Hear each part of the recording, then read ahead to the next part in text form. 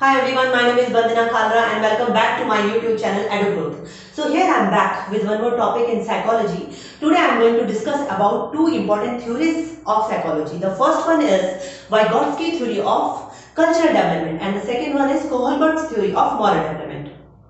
In my earlier videos, I have explained about what is education psychology and Jean Piaget theory. So I hope you all must be preparing for CTET exam which is going to held on 31st of this month. And these theories are very important because you will definitely get questions from there. And these theories are also there in CTET exam or syllabus I can say. The first one is Vygotsky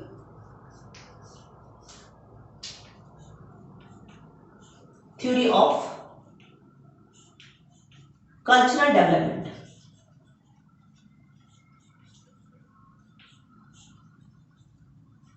So before discussing the main stage of this theory, let me tell you who was Vygotsky. Vygotsky was a Russian psychologist who born on 17 November 1896. So from very early age he was having interest in psychology. He has done number of research on child development and mostly his topic of development was related to culture because his views was completely different from Jean Piaget. According to Jean Piaget, mostly students they develop from their own environment. But according to him, if we are socially inclined, then only our development is possible. So according to him, if we as a student or as an adult, if we are taking part in different function or we are interacting with different society members, then our knowledge is developing and our language is developing and we are creating more thoughts, and it also helps to develop our conscious mind. So let's discuss the main important parts or stages of Vygotsky theory.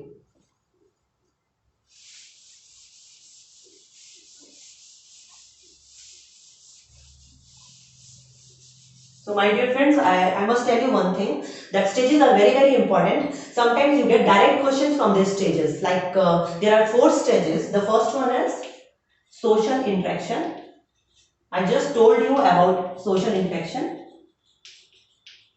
The second one is ZPD. ZPD means zone of proximal development. Third one is scaffolding.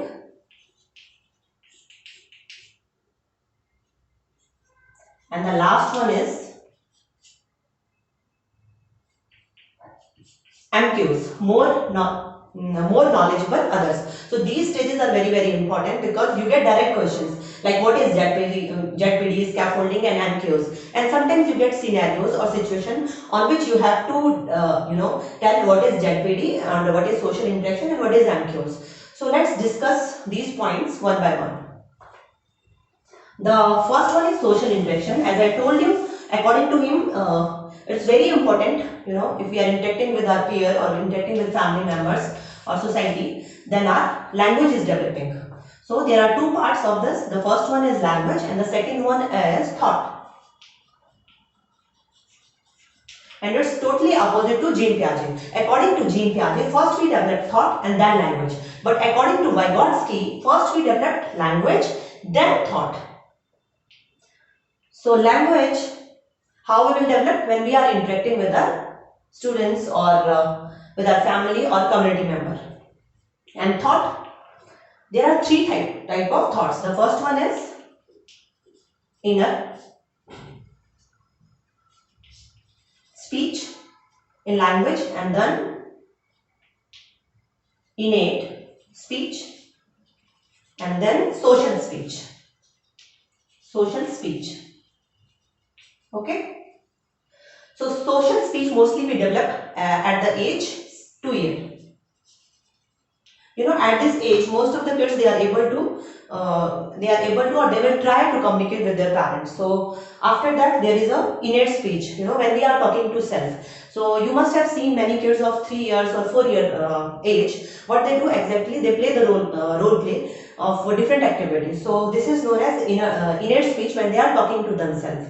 Okay. And according to Vygotsky, this is very important because this is a self-learning stage. And the third one is inner speech. When we are not talking to ourselves, but we are creating thought in our mind.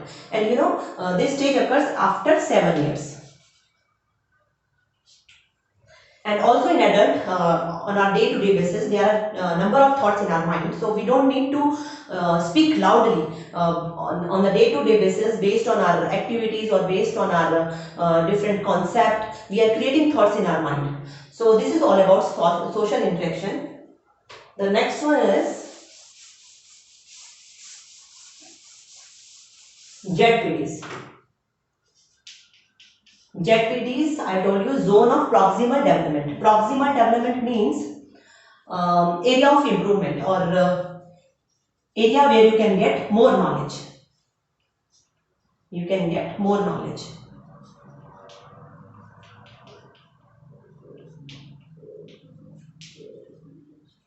So this part further divided into two parts.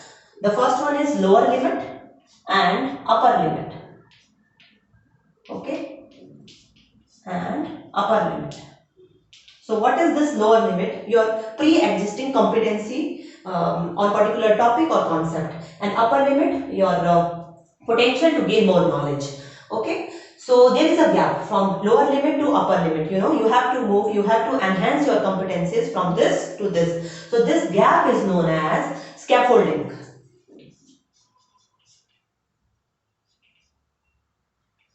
Scaffolding. Okay, so scaffolding you can provide in the form of object or in the form of symbols. Object, like you can use computer or you can use mobiles or tablet to provide knowledge, and symbol in the form of language or symbol you can provide information to students. So who will provide this scaffolding? More knowledgeable others, MQs. And MQs, who will act as MQs? Parents, teacher, guide, coach, anyone can act as MQs. So let's discuss these stages with the help of very simple examples of our daily life. So let me tell you one example. Suppose your 7-year-old kid, she wants to learn cycling, but she doesn't know how to make balance, you know. So what exactly she will do? She'll ask her father or mother to help her. Okay. So here, her MQs, who is acting as MQs? More knowledgeable other, father or mother? Or mother. So what his father or mother they will do? They will provide knowledge through scaffolding. Scaffolding. They can show her pictures on TV or on computer. So in the form of object or in the form of language, they can transmit the knowledge. And what is ZPD here? Her pre-existing knowledge about cycling means she knows how to sit on the cycle and how to, you know, how to sit on the cycle and how to move paddles. But balancing for some distance she will learn from her father. Okay, so I think this point is clear to you. Let me tell you 2-3 more examples of these points.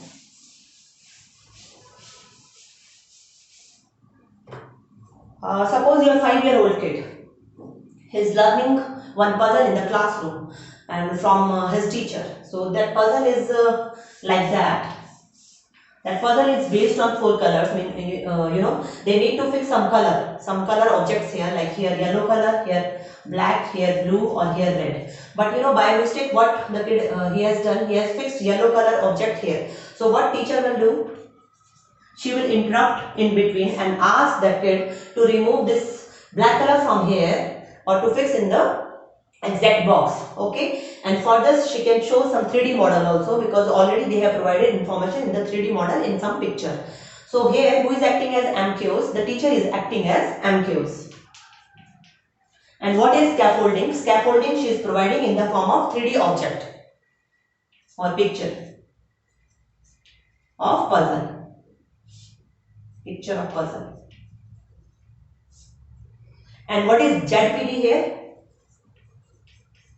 ZPD, the earlier information or the earlier knowledge of kid regarding this 3D puzzle, or the knowledge which he has received from teacher, that is known as upper limit. So that is known as ZPD.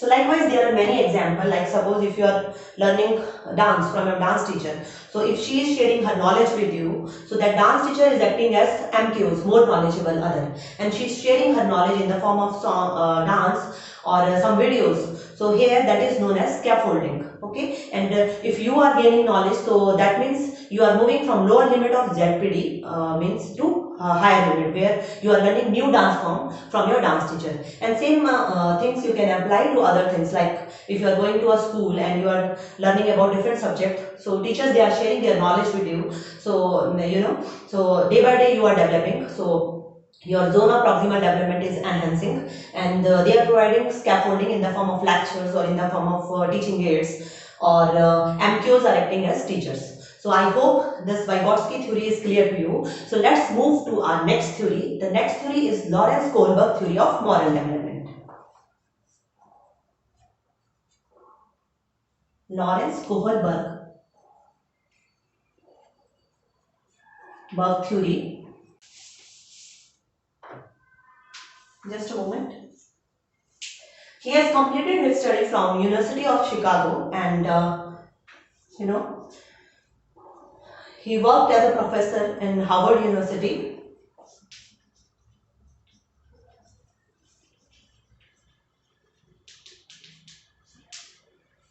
He was very much impressed with Jean Piaget. So according to Jean Piaget, if you are providing different moral dilemmas or moral stories to students, so you can judge their cognitive development. And the same thing he has implied in his research. He has conducted research on different age group of 6 years or 9 years or 16 years, and he used some moral dilemmas to conduct those research. So moral dilemmas was main part of his research. So based on these moral dilemmas, he was able to understand the moral development of kids in different age group. So let's discuss theories or stages of his theory in detail. So according to Kohlberg, there are three main stages of moral development. The first one is pre-conventional stage.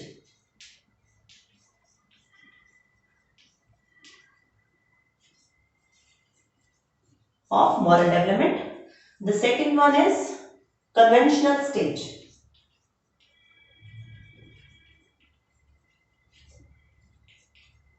And the third one is post-conventional stage of moral development.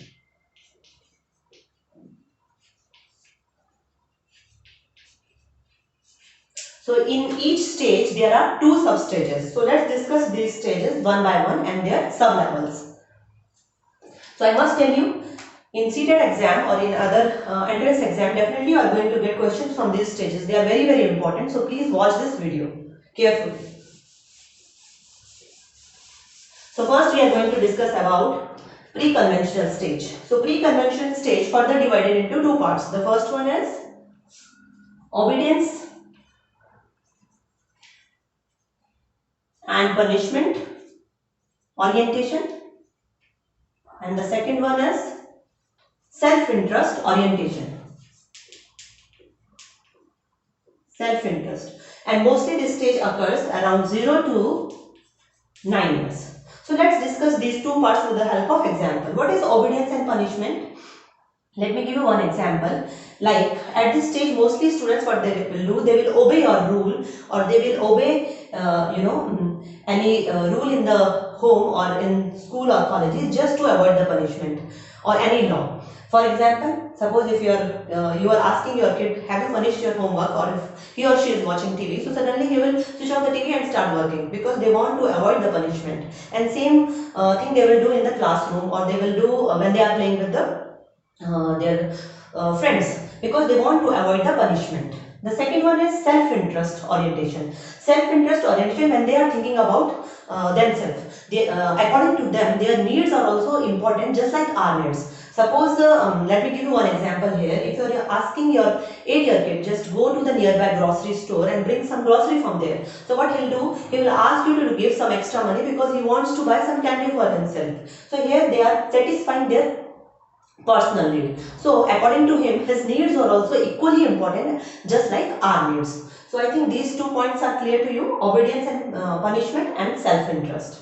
The second one is conventional stage. So in conventional stage, there are two parts. The first one is good boy, good girl image. Good boy or good girl orientation, and maintaining social order orientation.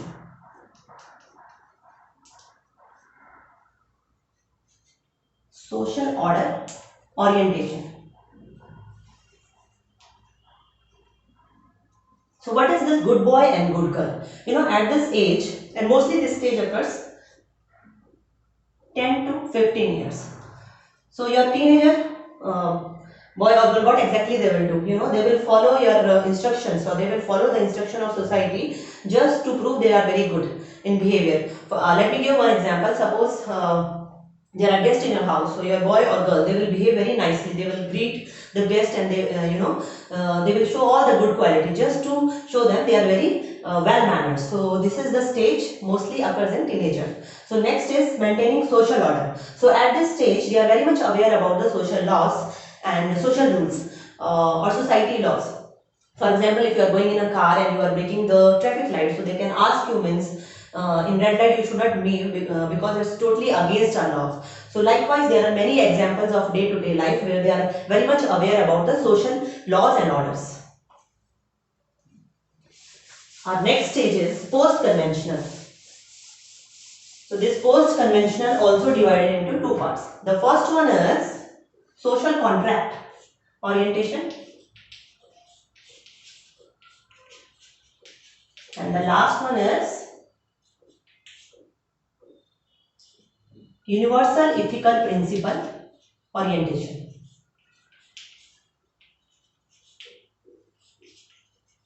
Principle orientation.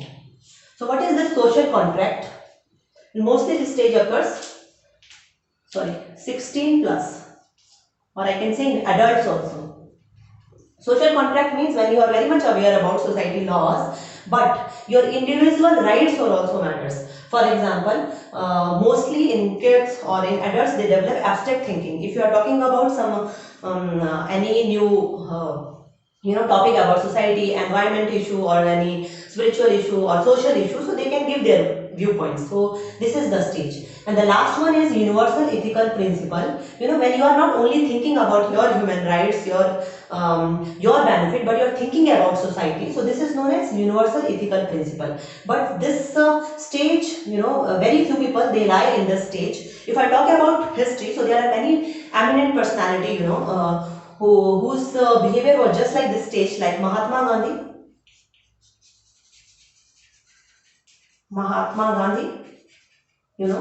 He was thinking about interest of society members, so he went to prison also for that. And Nelson Mandela.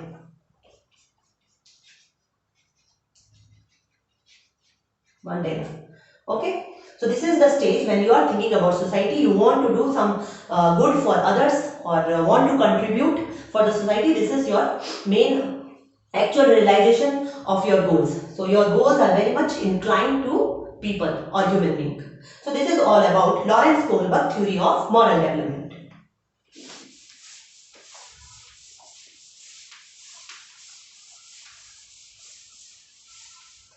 So my dear viewers, today I have discussed about two theories in psychology. The first one was Vygotsky and the second one was Lawrence Kohlberg theory. I hope both the theories are clear to you. If you have any question, you can mention in the comment box. And if you haven't checked my last video, just go and check. And if you want me to make some specific lecture or any specific topic, please mention in the comment box. Please like, share and subscribe my channel. Till then, bye bye and have a nice day. Thank you.